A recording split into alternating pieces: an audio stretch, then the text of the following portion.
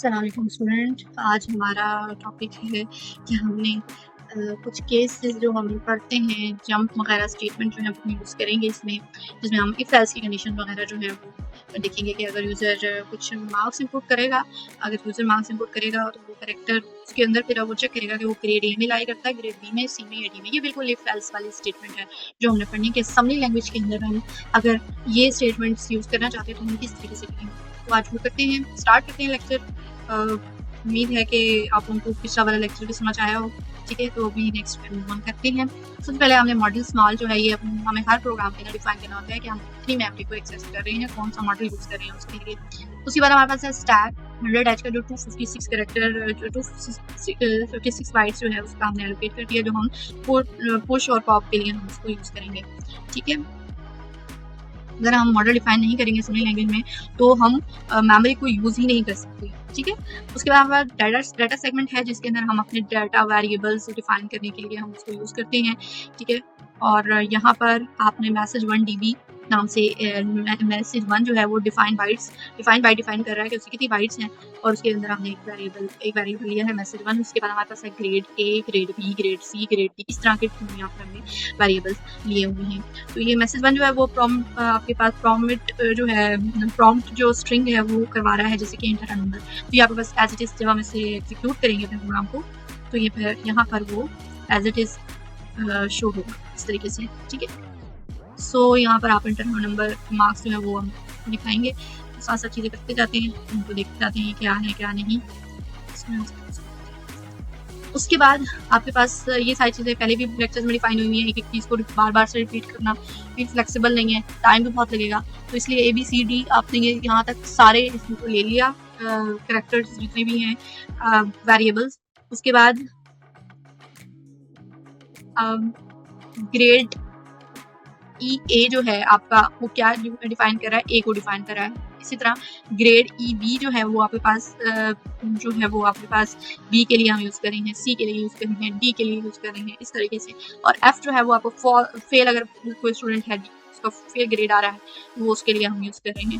और invalid input मतलब कोई ऐसा इनपुट दे दिया जो कि नंबर नहीं था, कुछ और कैरेक्टर या इस तरह से कर दिया तो मैसेज जनरेट हो जाए। और या L तो जो है वो आपका नेक्स्ट लाइन के लिए मूव करने के लिए और सबको एक साथ डिस्प्ले कराने के लिए हम यूज़ करेंगे। कोड की तरफ आते हैं। कोड सेगमेंट जो है वहाँ से आपका असेंबलर जो है अपनी इंस्ट्रक्शंस को रन करना स्टार्ट करता है, जिसमें आपका मेन प्रोसीजर होता है जहाँ से आपकी एग्जीक्यूशन स्टार्ट होती है। इसके बाद आपके होता है मूव AX जो @डाटा, ये हर प्रोग्राम में आएगा आपको। यहाँ तक की चीज़ें तो ये वो सारी वही हैं जो आपने पहले भी रीड की हैं, ये वही चीज़ें, ये तो मतलब फिंगर टिप्स पे ही आप लोगों को समझ आनी चाहिए कि याद हो चाहिए हर चीज़ का एक सिंटैक्स और ये उसका है सिंटैक्स है। उसके बाद है मूव AX ऑफसेट मैसेज 1 को रेफर कर रहा है कि मैसेज 1 जो है वो आपको सबसे पहले स्क्रीन पर शो हो। जैसे हमने इसको रन किया तो हमारे पास मैसेज 1 डिस्प्ले हो रहा है, ये वाला इंटर अ मैसेज। ठीक है, बिल्कुल इसी तरीके से हमने ये करना है। उसके बाद ये मूव AH9 जो है उसको इंटर प्रिंट कराने के लिए है, ये वाली चीज़ को मैसेज 1 को। उसके बाद ये यहाँ पर कोई भी इंटरप्ट वगैरह अगर हो रहा है तो वो उसके अंदर आ जाएगी, यानी डॉस इंटरप्ट कॉल है AH के हिसाब से, वो जो भी कीबोर्ड से या आपके पास डिस्प्ले हो रही है चीज़ें उनको हैंडल कर रहा है। ठीक है, कॉल रीड नम एक कस्टम प्रोसीजर है जो हम कॉल करते हैं, जो कोड मॉडलिटी के लिए और रीयूज़ करने के लिए हम इस्तेमाल करते हैं।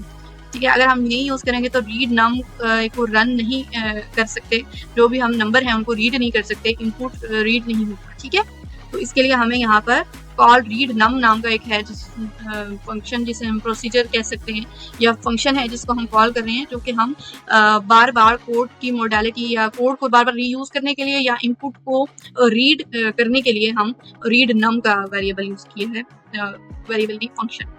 मूव मार्क्स AX जो है यूज़र से हम अकोमोडेटर रजिस्टर से मार्क्स जो है वो स्टोर करने के लिए हम यूज़ करें अकोमोडेटर रजिस्टर को।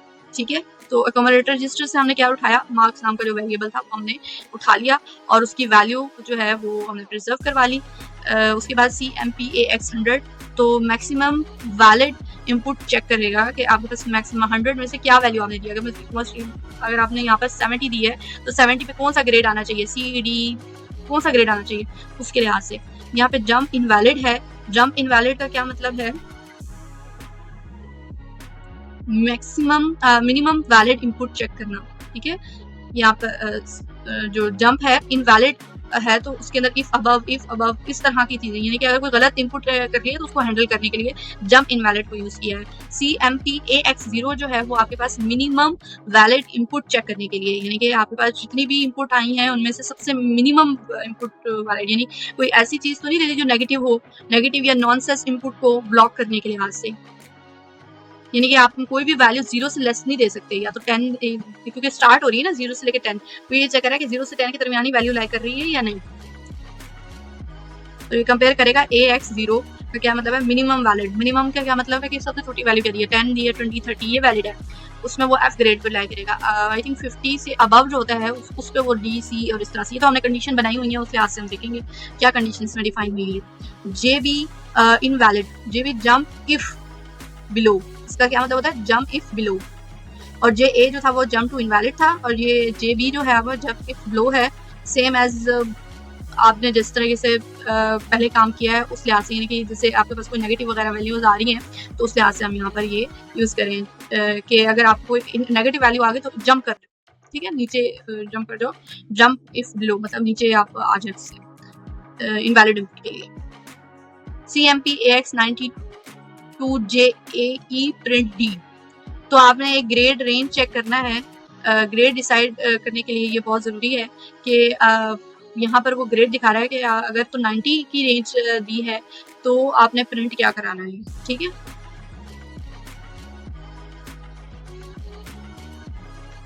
GMP प्रिंट F, तो ये आपके पास जंप टू F ग्रेड, अगर आपके पास ये सारी चीज़ें जितने भी ग्रेड हैं उसके अलावा कोई भी ग्रेड दिया है, कोई भी इनपुट दिया है, मीन्स अगर मान लो अगर 50 तक जो है वो D था, ठीक है, 90 पे A था, 20 पे जो है वो 90, 80 के पर B, C जो है 70 पे और 60 पे D है, F जो है वो 50 पे लाई कर रहा है। अब 50 से बिलो चाहे जितने भी वैल्यूज आएंगी, चाहे वो 40 हो, 30 हो, 20 हो, तो उसके अंदर क्या देगा वो आपको रिजल्ट F ही प्रिंट कराएगा। तो GMP F का मतलब ये है, ये यहाँ पे डिफाइन हुआ है, ये देखिए CMP-AX अगर 90 है तो A ग्रेड प्रिंट कराओ, CMP कंपेयर AX 80 है तो आप B, CMP-AX 70 है तो C, CMP-AX 60 है तो ये, और D और F, ठीक है। F तो आएगा तब जब आपने कुछ भी मतलब कि आपने इनपुट करा दिया, 60 से बिलो आपने कुछ भी इनपुट कराया है तो उसमें वो F ही आपको रिजल्ट देगा। तो ये यहाँ पर सिर्फ प्रिंट कराने के लिए आज से आपका ये चीज़ें शो हो रही हैं। देखें यहाँ पे मूव DX ऑफसेट A, ये आपका लोड करवा रहा है ऑफसेट में से ऑफसेट, ये रेफरेंस दे रहा है ग्रेड A का, जो ग्रेड A ऊपर आपने यूज़ किया यहाँ पे हमने प्रोग्राम के अंदर, ये वाला, ठीक है, ये यहाँ से उठा रहा है कि ग्रेड A ही शो कराओ A प्रिंट कराने के लिए। प्रिंट B के लिए ये है, प्रिंट C के लिए ये, प्रिंट D के लिए ये, बिल्कुल वैसे ही, सिर्फ आपने C और F तक आपने लेके जाना है और यहाँ तक variables as it is. Invalid, कोई भी ऐसा मैसेज जो आपने इनवैलिड मतलब आपने कोई ऐसा कैरेक्टर इनपुट कर दिया जो कि नंबर देना था, कैरेक्टर इनपुट कर दिया उसके लिए, और ये प्रिंट कराने के लिए हम ये यूज करते हैं। न्यू लाइन पर जाने के लिए ये वाला कोड यूज होगा और एग्जिट के लिए ये आपका है, ठीक है। आई होप ये कि तो मेरे ख्याल से बहुत ही आसान आपके पास एक था जिसके अंदर हमने ये सारी चीज़ें की।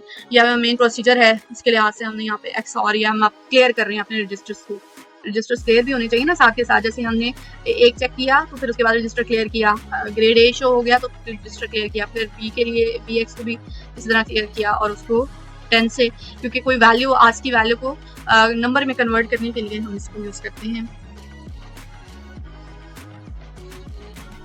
तो हम मल्टीपल डिजिट ले रहे हैं ना, तो उनको मल्टीपल डिजिट इनपुट रीड करने के लिए ये बहुत ज़रूरी है, ठीक है। उसके बाद रीड लूप है, AX और BX को 0 करने के लिए हम यूज़ करते हैं रीड नम प्रोसीजर, जो न्यू प्रोसीजर हमने डिफाइन किया था उसकी मोडालिटी या इनपुट लॉजिक को समझने के लिए, और कोड को बार बार रिपीट करने के लिए हम रिपीट करें ना, एक के बाद एक ही चीज़ को बार बार रिपीट कर रहे हैं, ठीक है, तो वो चीज़ें उनके लिए हम यूज़ कर रहे हैं यहाँ पर। मूव AH1 प्लस जो है कीबोर्ड से एक कैरेक्टर रीड करने के लिए हम यूज़ करते हैं, ठीक है। रियल टाइम इनपुट है, एक कैरेक्टर को रीड करेगा, एक के बाद दूसरा, दूसरे के बाद तीसरा, ठीक है। कीबोर्ड सबसे पहले फॉर एग्जाम्पल 90 था तो पहला कैरेक्टर क्या होगा 9, दूसरा क्या होगा 0, ठीक है। CMP-AL13 check for inter garbage return, ठीक है, तो गार्बेज वैल्यू आ रही है, लूप को स्टॉप करने के का एक सिग्नल प्रोवाइड करेगा, कोई गार्बेज वैल्यू आ रही है तो वहाँ पर वो लूप को स्टॉप कर देगा। SUBAL0 आज की 2 डिजिट कन्वर्जन है, ठीक है, यानी कि अगर आपने 0 से लेकर 9 तक कोई डिजिट किया है इनपुट, तो 0 to 9 उसकी क्या वैल्यू होगी आस्की के अंदर, तो वो आस्की के अंदर असम्बलर तो आस्की में ही करता है ना, आस्की से फिर वो उसको डिजिट के अंदर कन्वर्ट कर देगा। MULBX जो है यहाँ पर वो नए डिजिट को ऐड कराने के लिए हम यूज़ करते हैं, बिल्ड नंबर बिल्ड करने के लिए, कंप्लीट करने के लिए। अगर हम ये यूज़ नहीं करेंगे तो हमारा नंबर जो है इनकम्प्लीट रहेगा या फिर कोई गलत डिजिट बन जाएगा। तो इस वजह से हमें डिजिट को ऐड करेंगे, मीन्स अगर हमने 90 ऐड किया तो 9 उसके बाद 0 दोनों को ऐड करेगा ना, वो मैंने आपको बताया बफर के अंदर स्टोर होती है आपकी वैल्यू चीज़ें, इस वजह से वहाँ से फिर ये चीज़ें उठाता है। MOV marks AX intermediate result को सेव करने के लिए, यानी कि हर आइट्रेशन का जो रिजल्ट है, जो रिजल्ट आया था हर आइट्रेशन के बाद, ठीक है आइट्रेशन हो रही है ना एक के बाद एक, आपने 90 पहले दिया, उसके बाद उसका ग्रेड आया, फिर दूसरा एक और एंटर किया, फिर उसका ग्रेड आया, तो मीन्स इसमें आइट्रेशन हो रही हैं, या वो आपका मार्क्स जो है वो किस में लाया कर रहा है, A में, B में, C में, D में, ये आइट्रेशन है। तो ये चीज़ें इनको चेक करने के लिहाज से, इनको रिजल्ट को सेव करने के लिए हमने मूव मार्क्स AX, यानी कि AX जो रजिस्टर है उसमें जो मार्क्स है वेरिएबल, उसके अंदर कॉम्पिटिटर रजिस्टर के अंदर मार्क्स वाले वेरिएबल सेव करो। GMP read loop continue reading digits, मतलब जो आपने डिजिट्स इनपुट किए थे उनको रीड करना जो है, या उन डिजिट्स को आप कंटिन्यूसली रीड कर सकें। Done label end of procedure, RET जो है आपका रिटर्न प्रोसेस करेगा, एंड में जो होता है प्रोग्राम का एंड लॉजिक पॉइंट को जाहिर करता है। ठीक है, ये आपका यहाँ कंप्लीट हो गया है। आई होप ये वाली सारी चीज़ें समझ आई हों। बहुत आसान था वैसे, कोड कोई ज़्यादा मुश्किल तो नहीं है ये वाला, तो ये आप करें इंशाल्लाह, ये आपको एग्ज़ाम में भी हेल्प करेगा। ठीक है, और मैं काफ़ी जो है इस चीज़ों पर मेहनत करती हूँ, तो आप लोगों से उम्मीद है कि आप मेरे चैनल को भी सब्सक्राइब करें, और क्योंकि ये काम इतना आसान, दिखने में तो बहुत आसान लगता है, बट एक एक चीज़ को डिफ़ाइन करना और ये चीज़ें काफ़ी हार्ड हो जाती हैं। तो मैंने अपने स्टूडेंट्स के लिए सारा जितना भी है ये सारी चीज़ें कंप्लीट की हैं। आगे भी जो जो चीज़ें होती जाएंगी तो उनके भी लेक्चर्स मैं आपको यहीं पर प्रोवाइड करूँगी।